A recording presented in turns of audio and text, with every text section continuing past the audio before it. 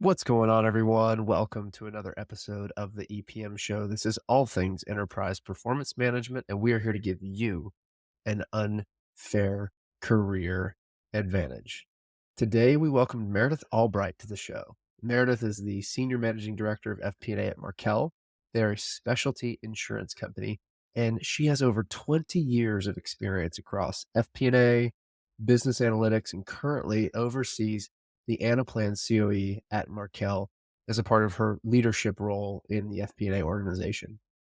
She joins me today to talk a little bit about Markel's Anaplan journey and what they've learned from it. A couple of things that stuck out to me that I want you to listen for are why executive buy-in is critical to a successful Anaplan implementation, and how Markel's commitment to Anaplan as a tool has ultimately benefited their FP&A team, not just from a productivity standpoint, from a process standpoint, but from employee engagement, job satisfaction, and all these different things that it's allowed their FP&A team to do because they committed to the tool and they committed to the best practices. And also why integrating accountability cycles is important and ultimately improves the planning process and creates more buy-in. And then lastly, how Markel has structured their COE and why they committed to the COE model from the beginning. Check it out. Meredith, how you doing? Good, thank you. Good. So Meredith, just so the audience can get to know you a little bit better, give me your career flyover in 60 seconds or less whenever you're ready. I started my career with Kimberly Clark coming out of college, and I was there for about 4 years. They're a phenomenal company to work for. I feel like I got a really strong foundation. But after about 4 years, my husband and I decided we wanted to relocate to Richmond, Virginia. Since that time, I've really spent the last decade trying to find my new Kimberly Clark or my new long term home. So I've had a lot of great career experiences, and I really kind of fell into joining companies when they were either starting FP&A from the bottoms up or when they had it, but it was still a bit immature. And so I've had the opportunity to be involved with evolving FP&A departments at a variety of different companies. I guess it's 6 years ago now, which is really hard to believe. I joined Markel, finally found my long term home, very happy here. And here I oversee the FP&A department, which includes both business unit, corporate FP&A, and our Anaplan Center of Excellence. And I also oversee our project portfolio management. And that's where we evaluate which large technology investment projects we're going to take on for the year and execute Crushed it. it. Awesome. Thank you for sharing that. So you said y'all made the decision to relocate to Richmond, Virginia. Where were you before? Right before we moved here, we were in Wisconsin. So Appleton, Wisconsin. I Okay. started my career with Kimberly Clark in Winston-Salem, North Carolina, at one of their manufacturing facilities, which was a really unique experience. From there, you tend to transition to a staff location. And so we gave Wisconsin a try, but it just was not the right long term fit for us. That is some cold weather up there. Yes, very cold. And I don't like the No, cold. that's amazing. That's amazing. Well, hey, one other comment on this. So we share a common experience being in the insurance industry, and so you correct me if I'm wrong, but what I have found is that you don't find insurance, insurance finds you. Is that a fair statement?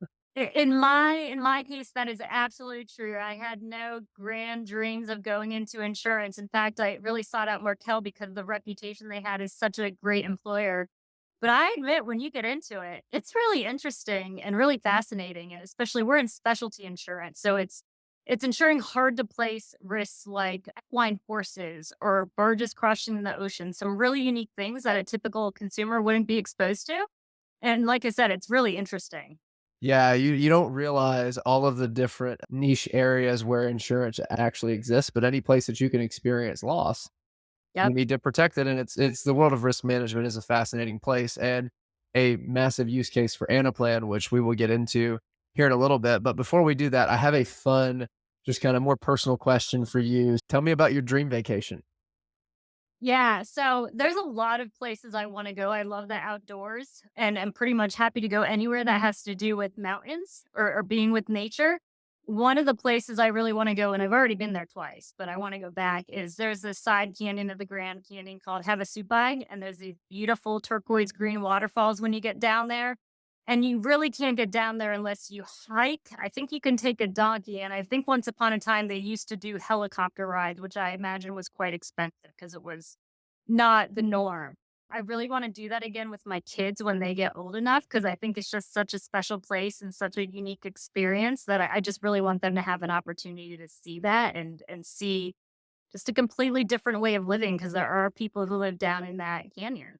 Yeah, that's crazy. So you are a you mountains and adventure, that is your type of destination. That's really cool. We're very similar. My wife and I actually took our honeymoon to Zion. We did Ooh, Zion and Death Valley. We lived in Portland, Maine for 2 years, and we okay. did a ton of hiking out there, Acadia, all that stuff. I can't get enough of it. I will tell you this though, this is my Grand Canyon story. I've been one time, and it was with my parents when I was in high school, and it snowed for like 4 days.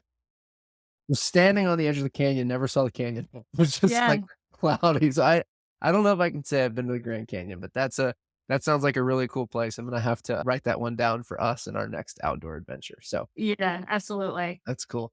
Well, hey, let's jump in here. I know we've talked a little bit about insurance already. It's that industry, obviously a major Anaplan vertical and a great use case in general for Anaplan and just finance transformation in general. My From my personal experience, I saw from a technology perspective when at my prior employer in insurance, just a lot of antiquated technology, antiquated processes, technical debt, those types of things, and massive transformation efforts. So, from your perspective, and Markel's been on a journey with Anaplan, tell me about kind of the genesis of that, what it was that made y'all identify Anaplan as the tool of choice, and how that transformation journey has been going so far.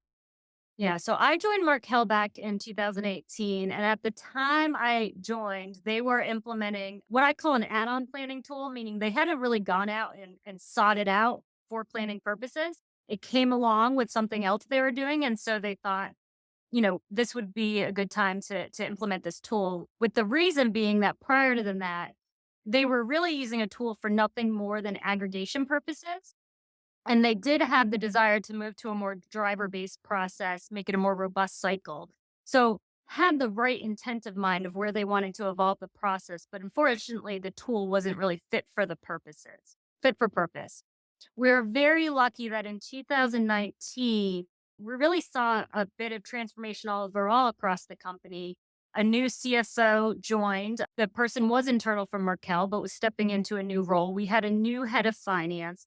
And really, the demands around planning had started to change pretty significantly. At the same time, we also looked to take what existed as FP&A at the time, which was dispersed throughout the organization, and really centralize that to make a more robust FP&A department. And so all those things coming together really shined the light on that if we were going to have more robust planning processes, we really need an appropriate tool.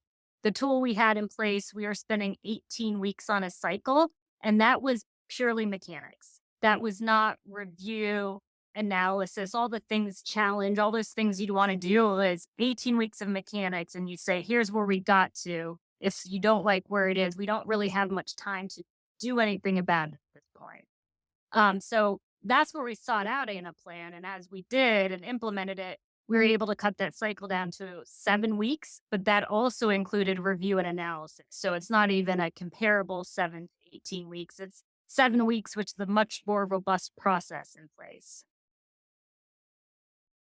That's quite a story to go from 18 weeks purely mechanics to 7 weeks with mechanics, review, analysis, challenge, everything that you would be looking for from a really strong FP&A team.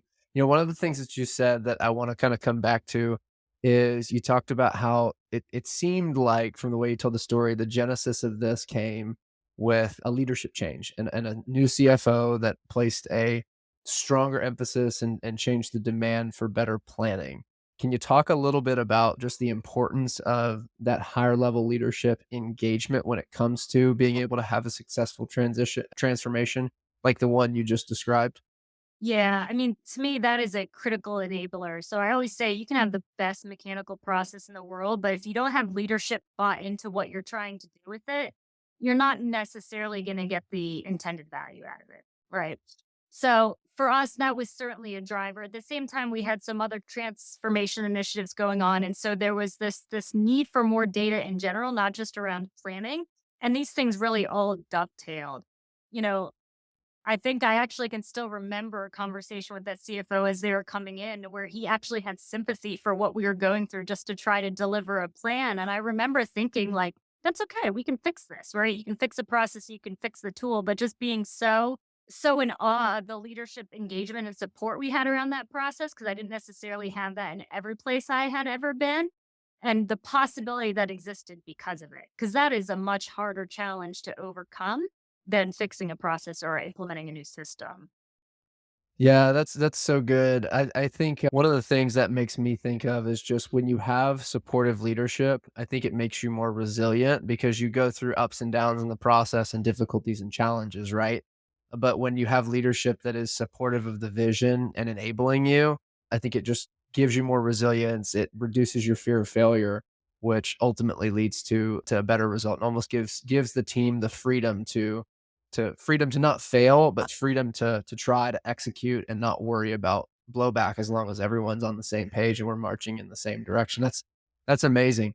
So y'all went from 18 weeks to 7 weeks, which is just incredible, efficiency gains and things like that. So tell me a little bit about how now that y'all are there, how have you seen, you know, a combination of people, process, and technology with Anaplan at the center make your finance team better business partners to the actual business units that they support? What are you seeing there from an ROI perspective? Yeah. So the obvious thing is once you free up the time you're spending on mechanics, you free up time for more value added activities, right? So that is certainly a very obvious piece of it. But I think the other thing is once you get a robust process in place, you can start to design other connected planning processes, such as accountability cycles or more strategic conversations that you weren't able to facilitate before as a part of those planning process. So for example, we now do a long range plan in the first part of the year. And one of the most value added that parts of that long range plan isn't necessarily coming to an exact outcome that everyone agrees on. Cause no matter what you come to, it is wrong, right? By nature, a 5 year plan, you're not going to get that right.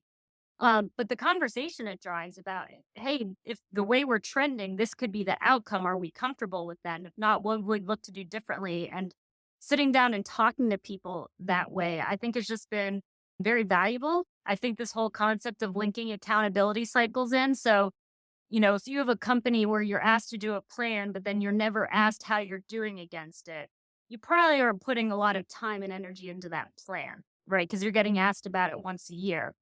But if you have accountability cycles where you're asked to come and speak about that along with other priorities you're doing to evolve your department, all of a sudden you really have a powerful process. And it's not just a financial process, it's a overall performance management process when you're talking about the plan and priorities that allows you to really help make sure that the culture set for the organization to constantly be moving along, changing and evolving with the demanding needs. Mm, that's good. So the tool and the robust process that is now in place and adopted has enabled more time to run accountability cycles that allows the business to essentially reflect back on, hey, here's the plan that we set.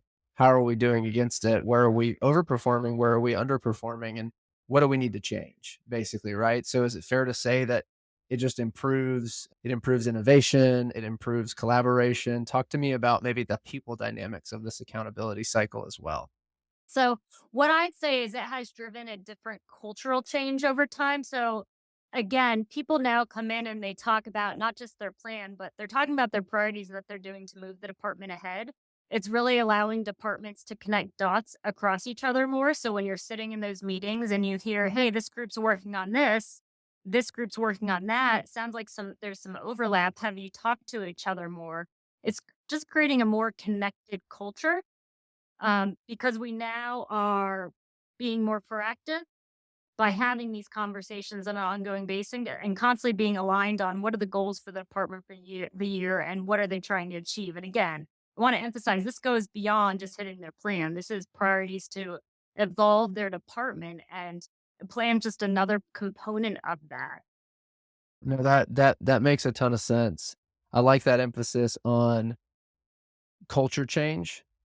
Because what it makes me think about is if I'm an FP&A and most of my time is spent on mechanics, Yep. that can be a tough role. That's a tough role to be in. But if my time is spent on mechanics plus the review, the analysis, the collaboration, and getting to ingrain in that culture change, I think it makes me love my job more. Is that fair? That is absolutely fair. We have certainly seen the engagement levels across finance or FP&A specifically go up tremendously since we implemented Anaplan. That's awesome. That's a really, really cool, incredible story. I'm curious, just from a like from an Anaplan perspective, you'll have a COE in place as well, right? Yep, that's correct. Can you tell me a little bit about that and how your FP&A team partners with the Anaplan COE and what that looks like? So our COE is still relatively small at this point. It's certainly less than 10 people overall, probably more like 6 to 8. When we went live with Anaplan, we did implement a COE at the time. This was considered a best practice from Anaplan and something we took to heart. Mm. I have worked at companies where you've had FP&A try to own the planning system off the side of their desk. And a lot of times that just isn't successful because then you're strapped between times supporting the business versus trying to evolve a system. So we really have the two kind of bifurcated. So our Center for Excellence, they keep the system going day in and day out. They run the engine, if you will, but they are also the group we go to for enhancements or feature development. And the FP&A team really partners with them to provide the requirements or the vision about where they want to go. So it's worked really well for us. I think the FP&A team, by using the tool, being an end user, they develop enough knowledge of it to get unique ideas, but they also can very easily identify this is where things are hard for us to do or hard for us to navigate. You know the tool well, let's sit together and figure out the best way to solve this. That is good, and I feel like we just uncovered some gold right there. You talked about how in the process of selecting Anaplan and standing it up, you took to heart the concept of we need a COE, and it sounds like it was driven by some of your personal experience, having been at in organizations where finance was asked to run a tool off the side of their desk. I think speaking from my perspective on the talent side, we see that a lot in organizations that have maybe struggled to get the ROI Yeah. on their finance transformation, their Anaplan initiatives. And a lot of it does center in on talent. You have to have great talent using the tool on a daily basis to draw those insights out to drive that connected planning journey across the different departments. So can you maybe just speak to mindset, if you will, for a little bit on the importance of the COE and how y'all have just been able to almost, sell that to leadership, get leadership to buy into that. What's that been like? Or was that driven from top down like we talked about at the beginning? Yeah, so certainly the concept of COE did come from Anaplan as a best practice, right? I will say my past experiences reinforced it being very logical to me and me feeling very supportive of the concept. But again, it was their best practice that we chose to adopt. I think at the time we implemented Anaplan, we really stepped back and said, what did we need to be successful? And we put that business case together, and that included the technology, of course, but also the team to support it. And so it's something we really brought to leadership as part of our business case for the tool versus something that was told that we should do. I think the other thing is, many people have had experiences, I'm sure, where their production support for FP&A tool sits with an IT, and that's just not a flexible structure, and it has nothing to do with anything being wrong with that IT organization or the IT personnel. It just runs very differently when you're doing production support through IT than when it's part of a team that doesn't have to worry about anything else except just keeping that tool running. So it was really important for us not to be reliant on anybody else. And to do that, that's where we really needed to build the COE because, again, if we would have embedded it in the FP&A roles that existed, we still would be reliant on someone else. We're reliant on business partners who are doing it as a part time job versus someone who's doing it as their entire job and focus. It makes so much sense when I hear that, why Markel has had the results that you've had with Anaplan. Because of that emphasis on people and process and the technology. Like you've hit on all three at a really high level here. So it's just cool to see that all come to fruition. Thing that's really important with that COE is we put in appropriate governance and prioritization structures. When you have a disseminated group of people building an ANA plan, they can all build whatever they want at any time. And you also can get people pulled in too many directions where things move more slower. So for anybody who's going to contemplate putting in a center of excellence, it's really important that they also put in those governance and, like I said, prioritization processes. So at any given time, people know what they're working on, know that's their focus, and don't end up getting pulled off what you're trying to do and what you're trying to make progress on by having competing priorities. So I just think that's a secondary point that's really important about that COE. I'm glad you mentioned that. Can you maybe double click in a little bit more and just give me an example maybe on what your governance process and prioritization process, like, what does that look like on a day-to-day basis? Yeah, it's COE. evolved over time as we've gotten more things built out in the tool, but very early on, so I'll say the year after we went live, we had a really long list of things we still wanted to do. And so what we would do is going into the upcoming year, we'd actually ask our business unit FP&A and our corporate FP&A to put in their proposals of what they believed were top priorities for the next year. And then they would partner with the COE to get a directional, we call it t-shirt sizing, like how much effort is it? Small, medium, large, extra large. But then we'd also have that FP&A person say, and how many hours would you optimize by doing this? And we did that so we could really decide what were the most valuable things to go after first. So if something was an extra large effort requiring hundreds of hours from the COE and it was going to save 10 hours annually, probably doesn't make sense from a value equation to go after that. Yeah. So we're pretty, I want to say rigid, but rigid within a good way at first about making sure that the effort and the value were there. We've been able to back down on that a little bit just because as we built out more, there's a more reasonable amount of priorities coming up in any one year. But we do still have those same conversations about what are we going to get for this? And is this really the right thing to be spending our time on?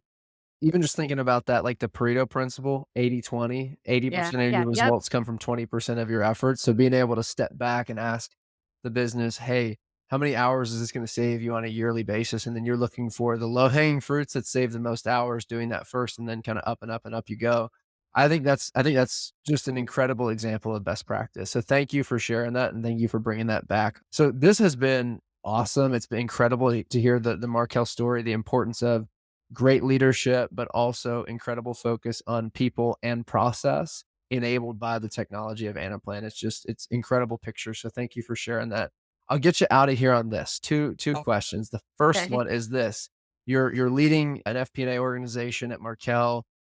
Meredith, what is your next big, hairy, audacious goal? Your BHAG. What are you going after? It doesn't have to be professional, could be running a marathon or whatever, but what are your sights set on right now? Yeah, it's funny. I'm not one of those people who looks ahead at their career and says, this is where I want to be. So when it comes to my career, I just want to enjoy what I'm doing. So I don't really have one there. I think on the personal front, and it's a little bit more of a motto I'm trying to live by, which is actually incredibly hard versus this one thing I'm trying to achieve, such as running a marathon or something. And that's just to try to simplify my life as much as possible. So I feel like there's a lot of societal driven complexities that you can get wrapped up in and very easily.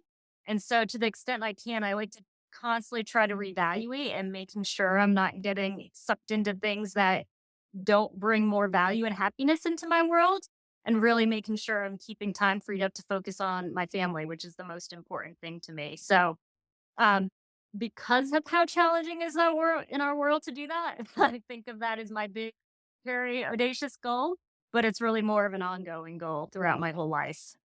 That is a very worthy pursuit. Enjoy what you're doing and simplify life to the most important things. I mean, I think that's incredible. That leads to a fulfilling life and a great career usually. So one that you enjoy because we only get to do it once, right? So Yep, that's that's right. a great motto, a great approach. Meredith, where can people find you if they want to hear more about your story, what you're doing at Markel with Anaplan, or just living simply? Yeah, so I think this is where people rattle off their social media handles, right? I And think so. that's one of those things I've opted out of. So not on a lot of social media. I am on LinkedIn. So if people are ever curious to talk more or compare notes on the Anaplan space or what they're doing in FP&A, you can definitely find me there. I do check that inbox. I'm just not super active in terms of posting. Perfect. Well, hey, thank you for joining the show today, for sharing your journey and the journey that Markel has been on with Anaplan. It's one that people should take note of. Yeah, thanks for having me.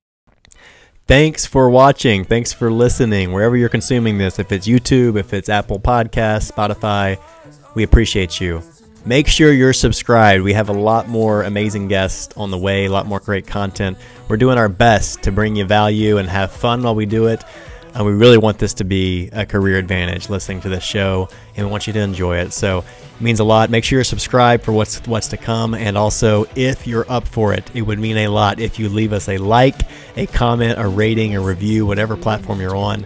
That really helps, and it gets us fired up when we see those. So I appreciate you guys. Find us on LinkedIn. I'm Blake Bozarth, my co-host Chad Pyke with a Y. Would love to connect with you there. Have an awesome day. See you next time. Peace.